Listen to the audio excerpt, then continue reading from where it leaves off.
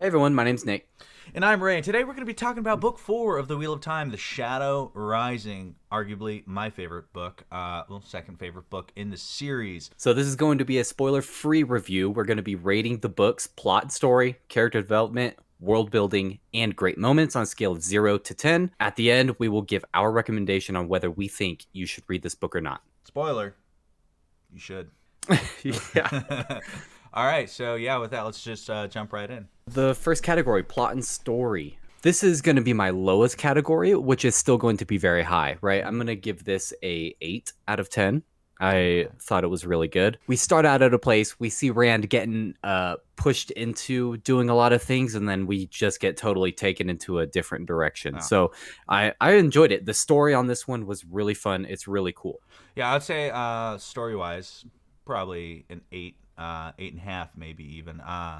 With that, the big thing for me is the big change in story arc, right? The first story arc is done book 1 through 3, right?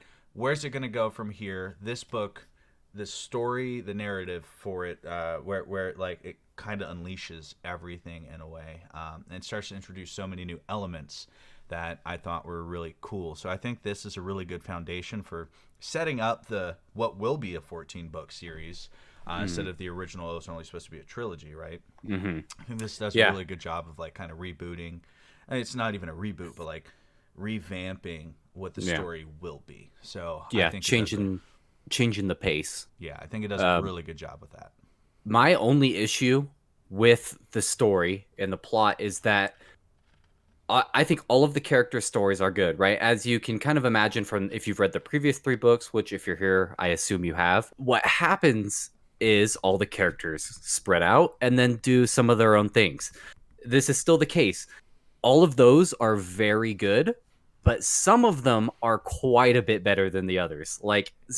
Two of the stories are so much better than the other 2 that it's like every time I'm reading those other 2, even though they're very good, I just want them to be over so I can get to the main story because, man, it's so good. And I'll say I've kind of felt like this the whole way through. I mean, there are plot lines I enjoy a lot more than others. And I think it starts to get really lopsided from here on. But, I mean, there's moments where it's great in each different plot line, right? Like, there's great moments in each. But there are definitely, I have favorite ones. And I think from here on in the series, even, it starts to get really, I'll start reading one of the plot lines, and I'll be like, I have 4 chapters of this. Yeah. Exactly. Give me to the other stuff, and I still enjoy it, but I'd rather get to the other stuff. But yeah, so I'd give it like an 8, 8.5 out of 10 for the first category. All right, second category is going to be character development. Now, this one to me is extremely strong. I'm going to give character development a 9 out of 10.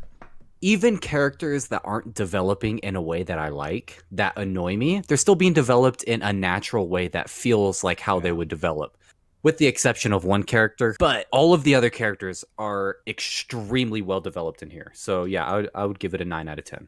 Yeah, I think this series as a whole does character development incredibly, incredibly well in pretty much all of the books. So I'm just going to give it a staple 9. This book is not the strongest with it. I think the next book is, in my opinion.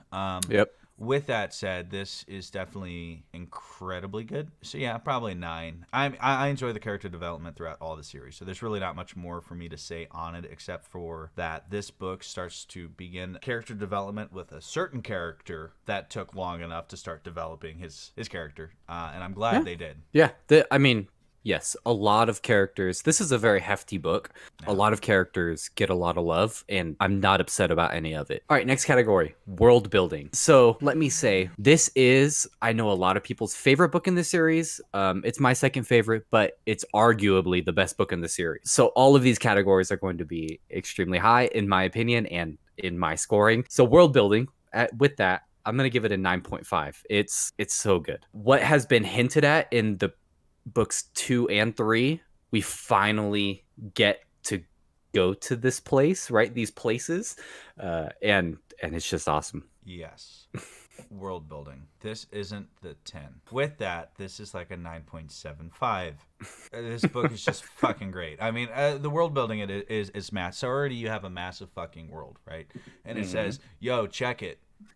is bigger, and here's the cultures with it too, and the way they work, and it does a really good job on the little minute details between everything too, and the character interactions, and it's just, yeah, it's And I wanna piggyback off that, because when I say world building, I'm also including cultures and history, and the way that this book brings in the history of a certain peoples is so amazing. It is like one of the best ways, if not the best way, that I've ever had a history of a people explained. It's so cool. So yeah, this is a really good world building book, in my opinion.